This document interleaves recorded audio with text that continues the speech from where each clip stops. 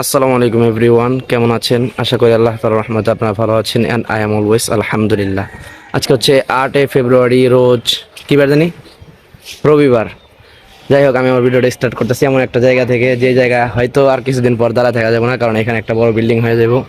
তখন আর এই জায়গায় দাঁড়ানোর মতো স্পেস থাকবো না। তো যাই হোক, আজকে আমার একটা মিশন আছে গুরুত্বপূর্ণ। আগামীকালটা তো ফেল হয়ে গেল, আজকে ফাইনাল মিশন। ইনশাল্লাহ আজকেরটা হয়ে গেলে আমি বাড়িতে চলে যাব। আলহামদুলিল্লাহ আলহামদুলিল্লাহ আলহামদুলিল্লাহ। আমি এখন যত বেশি শুক্রিয়া আদায় করব ততই কম হয়ে যাব, মানে শুক্রিয়া আদায় শেষ হবো না। আমার দীর্ঘ একটা বিরক্তির সমাপ্তি হইলো, বা ক্লান্তির সমাপ্তি হইলো। অনেক ঝামেলার মধ্যে আসলাম এই কয়দিন, অনেক কষ্টে ছিলাম, অনেক দৌড়াদৌড়ি করতেছিলাম, মানে ওই তারাবির জন্য। আলহামদুলিল্লাহ ফাইনালি আমার এক জায়গায় তারাবি হয়ে গেল, সকালে যেটা বলছিলাম আর কি। তো তারপরে আমি চলে আসছি আমার ওল্ড মাদ্রাসা, অর্থাৎ মডেল মাদ্রাসা। এখানে হুজুরের সাথে দেখা করলাম, আলহামদুলিল্লাহ অনেক ভালো লাগলো। হুজুর এত ভালো ব্যবহার করলো, মানে একদম মনটা খুশি আর কি। অনেক আমি বলতে পারতাছি না, কারণ হলো বেশি খুশি লাগতেছে। কতক্ষণ আগে আমি একা একা কত হাসছি রাস্তা দিয়ে আসতে আসতে। তারপরে আর রাগটা উঠছে কি জানেন, মডেল মাসে যাওয়ার পরে পোলা মানে আবার জুতে নিয়ে গেছে। এই মডেল মাসে এর আগে একদিন এসে আমার একে অবস্থা জুতে নিয়ে গেছে পোলা মানে। এতক্ষণ তো ভালোই ছিলাম, ওই দিক দিয়ে তাকায় দেখলাম যে মানে জানালা, মানে অফিসের হুজুরের জানালা। এখন হুজুর যখন আমার দেখে এগুলা করতে, আল্লাহ জানে অনেক কি ভাববো। এটা ঝামেলায় পেরে গেছি।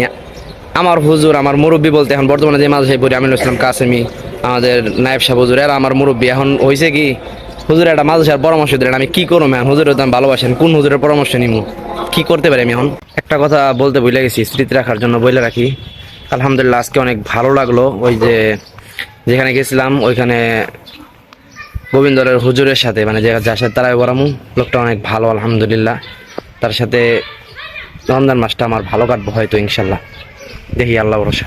আজকে হচ্ছে 9 ফেব্রুয়ারি, রোজ সোমবার। ফজরের নামাজটা পড়ে এইদিকে হাঁটতে আসছি। মূলত আজকে অনেক নিয়ত ছিল এখানে দাঁড়ায় দাঁড়ায় আমি ইয়াসিনটা পড়ি আলহামদুলিল্লাহ এখানে। বাট আজকে একটু ভিন্ন নিয়ত করছিলাম যে আমি এখানে 1-1.5 পারা পড়ুম এইদিকে হাঁটতে হাঁটতে। বাট ওরে আল্লাহ রে আল্লাহ, আজকে এত বেশি শীত। ফজরের সময় থেকে, গতকালকে রাত্রে থেকে শীত, বুঝলাম না। এই যে 9 তারিখ, খেয়াল রাখেন একটু, এই দিনটা এত বেশি শীত ছিল। ফজরের সময় উঠে পানি ভাই আমি ধরতে পারি না, এত ঠান্ডা, যা ধরি তাই শীত। আমি গায়ে দিছি আজকে 4টা। আমি অলসতায় মানে বেশি শীতের জিনিস গায়ে দিতে পারি না। তারপরে আবার মোজা পরতে গেছি ব্যাগের ভিতরে, অনেক দিন পরে লাস্ট মোজা পরছিলাম আমি সুবানিয়া মাদ্রাসায়। তো মোজা একটা বইরে রাখছি, দেখি কি একটা আছে ভিতরে, আর একটা মাদ্রাসায় রেখে আইছি। মূলত ইচ্ছা করে রাখছি, কিন্তু না বোঝার কারণে আমি ভাবছিলাম 2টা আছে, আর একটা, যাই হোক, অন্য একটা কাহিনীর কারণে।